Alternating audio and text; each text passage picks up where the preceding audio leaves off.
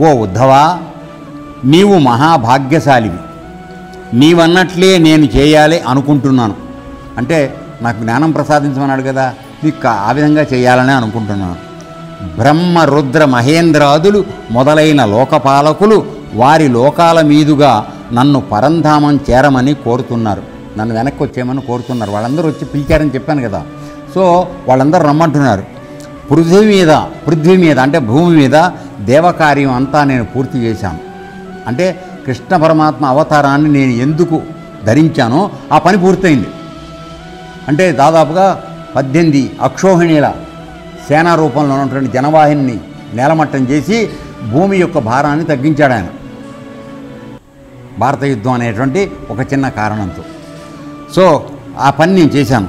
నేను ఈ పని కోసం బ్రహ్మ ప్రార్థన విని బలరాముడితో పాటు అవతరించాను. ఇక్కడ బలరాముడు ఎవరు? ఆయన యొక్క శేషు ఎవరైతే ఉన్నాడో పాము, ఆ శేషుడు ఆదిశేషుడు బలరాముడిగా వచ్చాడు.